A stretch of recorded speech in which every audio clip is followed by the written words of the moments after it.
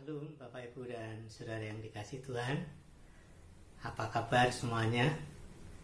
Saya berharap semuanya baik, semua diberkati Tuhan, dilindungi Tuhan, dan semua dalam kemurahan Tuhan.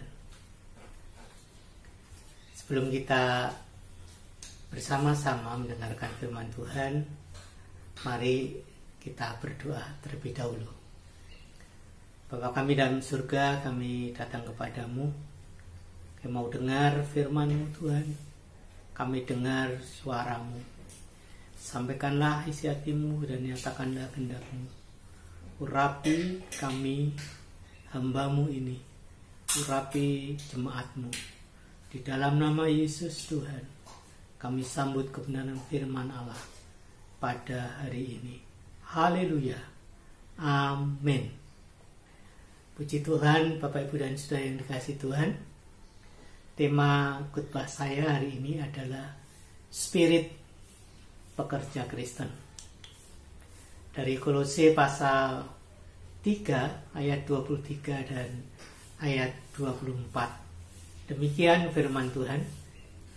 Apapun juga yang kamu perbuatlah dengan segenap hatimu seperti untuk Tuhan dan bukan untuk manusia. Ayat 24. Kamu tahu bahwa dari Tuhanlah kamu akan menerima bagian yang ditentukan bagimu sebagai upah. Kristus adalah Tuhan dan kamu hambanya. Katakan amin. Bapak, Ibu, dan Saudara yang dikasihi Tuhan, bekerja secara Kristen itu harusnya disertai dengan integritas. Apa itu integritas? Dalam Kamus Bahasa Indonesia, itu berarti mutu, sifat, atau keadaan yang menunjuk kesatuan yang utuh, sehingga memiliki potensi dan kemampuan yang memancarkan kewibawaan dan kejujuran. Jadi pengertian integritas adalah kualitas moral, di mana ada kesatuan antara perkataan dan perbuatan yang berwibawa dan jujur. Di dalam tradisi orang Yahudi, bekerja bukanlah sesuatu yang biasa saja. Karena bekerja merupakan sesuatu yang berkaitan dengan ibadah. Sesuatu yang rohani. Mengapa demikian? Dalam bahasa Ibrani kata pekerjaan yang disebut sebagai melaka. Kata pekerjaan disebut sebagai kata melaka yang berasal dari kata malak, artinya utusan, malaikat, pesuruh. Itulah sebabnya beberapa pekerjaan dalam kehidupan mereka berkaitan dengan kata malak. Sebagai contoh, di Yeskiel 27 ayat 9 disebut malak, sementara raja disebut melek di Kejadian 36 ayat yang ke-31, dan ratu disebut sebagai malkah. Jadi semua pekerjaan mulai dari raja atau pemimpin sampai bawahan yang paling rendah tingkatannya dianggap sebagai suatu panggilan dari Tuhan. Dan ketidakseriusan dalam suatu pekerjaan bukan hanya dianggap bersalah kepada sang Tuan, tetapi terlebih kepada Tuhan. Sebaliknya, jika bekerja dengan sungguh-sungguh, bukan hanya terdapat bukan hanya mendapat upah dari sang tuan, melainkan mendapatkan upah dari Tuhan. Saudaraku yang dikasihi Tuhan, itulah sebabnya apapun yang kamu perbuat, perbuatlah untuk Tuhan. Dengan kata apapun, itu apapun, semua, baik kegiatan, tugas, maupun pekerjaan, itu harus dilakukan untuk Tuhan.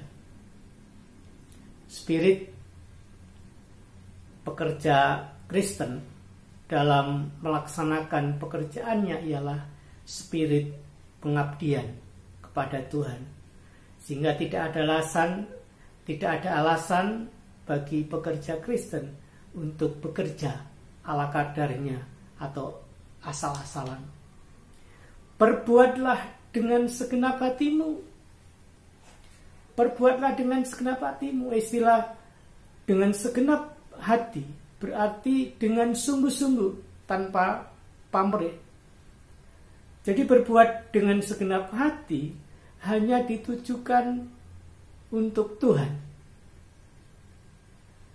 Dalam 1 Samuel 16 ayat 7, di sana dikatakan, tetapi berfirmanlah Tuhan kepada Samuel, janganlah pandang parasnya atau perawakannya yang tinggi, sebab aku telah menolaknya. Bukan yang dilihat manusia yang dilihat Allah. Manusia melihat apa yang di depan mata, tetapi Tuhan melihat hati. Manusia melihat apa yang di depan mata, tetapi Tuhan melihat hati. Dalam bekerja, dalam menunaikan tugas pekerjaan, harus disertai dengan sepenuh hati, dengan sungguh-sungguh. Walaupun situasi keadaan tidak mengenakan, tetap harus bersungguh-sungguh. Perbuatlah seperti untuk Tuhan. Perbuatlah seperti untuk Tuhan. Ini adalah ajakan untuk bersungguh-sungguh yang menuntut keikhlasan tanpa bandingan.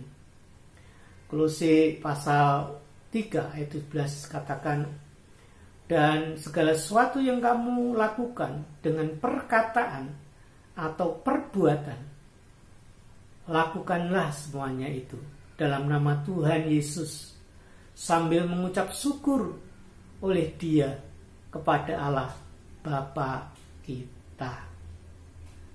Ini berarti dengan kuasa Tuhan Yesus dan dalam ucapan syukur serta sukacita, bukan dengan paksa, bukan dengan keterpaksaan, tetapi dengan sukacita, dengan mengucap syukur. Kolose 2 ayat 24, Kolose 3 ayat 24 katakan, kamu tahu bahwa dari Tuhanlah kamu akan menerima bagian yang ditentukan bagimu sebagai upah. Kristus adalah Tuhan dan kamu hambanya. Kalau kita ini adalah hamba Tuhan, hambanya Tuhan, kita mengerjakan penuh dengan tanggung jawab, mengerjakan semua pekerjaan dengan ikhlas, penuh tanggung jawab, dengan ucapan syukur karena upah disediakan dari Tuhan untuk kita. Karena itu seperti halnya dikatakan di 1 Korintus pasal yang ke-15 ayat 58. Karena itu saudaraku yang kekasih, berdirilah teguh, jangan goyah, Dan giatlah selalu dalam pekerjaan Tuhan. Sebab kamu tahu bahwa dalam persekutuan dengan Tuhan, jerih payahmu tidak sia-sia. Jerih payah kita di dalam Tuhan tidaklah sia-sia. Hendaklah kita selalu giat dalam bekerja. Hendaklah selalu giat untuk memuliakan Tuhan. Puji Tuhan, Tuhan memberkati kita semua. Amin.